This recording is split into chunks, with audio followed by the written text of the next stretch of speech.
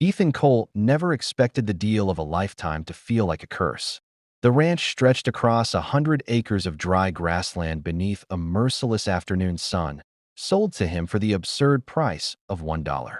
The fence leaned tiredly against the wind, and the farmhouse sat far back from the road, quiet and solemn, as if it had been holding its breath for years.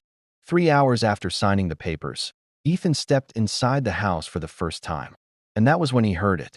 Soft footsteps. Upstairs. Slow. Careful. Intentional. Ethan froze just inside the doorway, one hand still wrapped around the cold brass handle.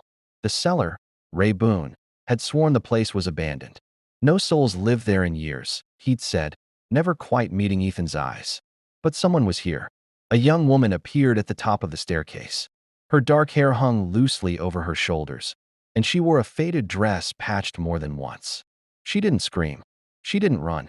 She simply looked down at him with a calm that felt unsettling, like someone who had been waiting for this exact moment.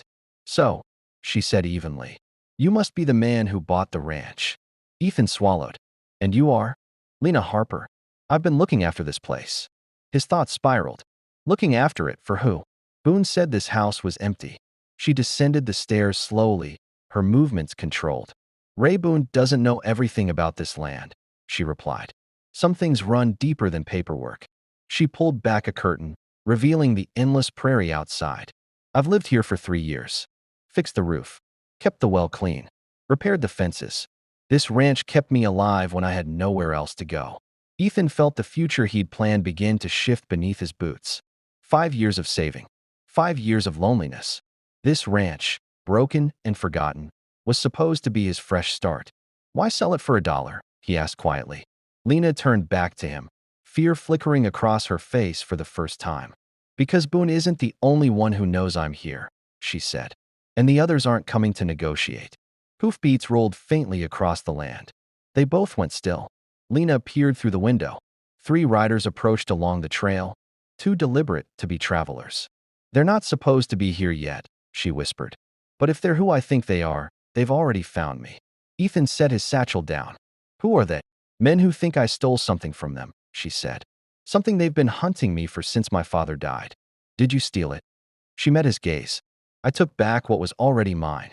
She knelt beside the hearth, pried up a loose floorboard, and pulled out a leather pouch and a bundle of aged papers. "My father's mining claim," she explained. "The real deed. Survey maps proving ownership of the richest gold vein in the territory. They forged documents and killed him for it." Ethan stared at the maps, precise, detailed, drawn by a man who knew the land like blood in his veins. "That's worth a fortune." "And a death sentence," she replied. A sharp whistle cut through the air. One rider dismounted and approached the porch. His hand rested casually near his revolver. "Lena Harper," he called. "Let's finish this peacefully." Ethan stepped onto the porch before she could answer. "This is private property," he said. "You're trespassing." The man smiled without warmth. "Name's Cole Mercer. We're just here to reclaim something that was taken. You don't have a warrant." Mercer chuckled. "We don't need one." Behind Ethan, the house creaked softly. Lena was hiding the documents again, buying time. Mercer's patience thinned. "Step aside, friend." "No." The gun came up fast, cold steel pressed against Ethan's forehead. Then new thunder broke across the valley. More riders. Fast. Determined. A voice rang out. "Mercer, drop the weapon." Badges glinted in the sun. "The sheriff." Mercer's grip trembled. "This isn't finished," he snarled, then shoved Ethan aside and turned his gun. Shots cracked the air. Mercer fell. Silence followed. Justice arrived late, but it arrived. 2 hours later, the ranch was quiet again. The sheriff promised protection. The documents would see the inside of a courthouse at last. As the sun sank behind the hills, Ethan and Lena stood on the porch together. "So," Ethan said, "I guess you'll be leaving." She smiled faintly. "I've been taking care of this place for 3 years. Seems wrong to abandon it now." "It's my ranch," he said. "You bought it for $1," she replied. "And it came with help." He considered the land, the house, the quiet, and for the first time in years, the idea of not being alone. "Partners?" he asked. She took his hand. "Partners." And under the first stars of night, they walked back inside, ready to build something neither of them had planned, but both of them needed. 3 nights passed after the sheriff rode away, and by the fourth, Ethan understood something was wrong. The ranch was too quiet. Just before dawn, a sudden barking erupted from the old cattle dog they had found in the barn.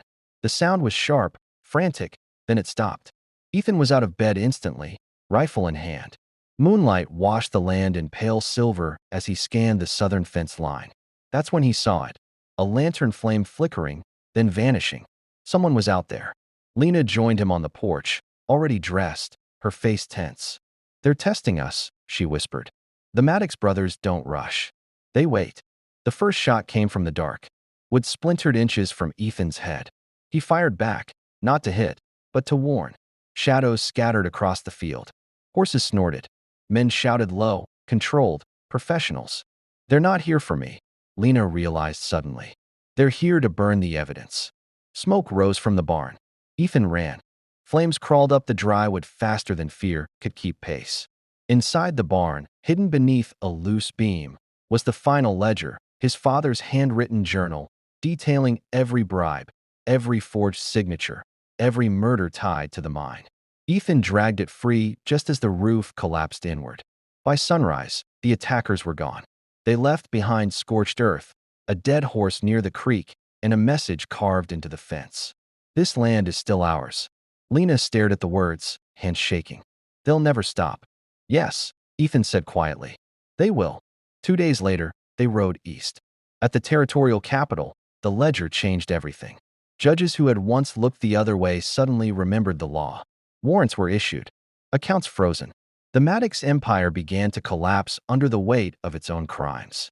But victory came at a cost. One night, as Lena stood alone on the courthouse steps, a gunshot cracked the air. The bullet missed, but the message was clear. Protection arrived the next morning. Not from lawmen, but from the land itself. Miners, ranchers, widows, and laborers whose lives had been ruined by the Maddox brothers came forward. Witness after witness. Story after story. A wall of truth no amount of gold could silence. Months later, the trials ended. The Maddox brothers were sentenced. Their minds seized. Their name erased from the territory's future. When Ethan and Lena returned to the ranch, spring had come. Grass reclaimed the burned fields. New fences stood straight and strong. The house breathed again. They rebuilt the barn together. One evening, as the sun dipped low, Lena placed her father's journal into a locked chest beneath the floor. "For memory," she said. "Not fear." Ethan nodded. "This land won't be owned by blood anymore." As the wind rolled across the open plains, the ranch finally felt what it had been waiting for all along. Not an owner, but guardians. And for the first time since it was sold for $1, the land was truly free. Don't forget to subscribe, press like, and write in the comments from which country you are watching.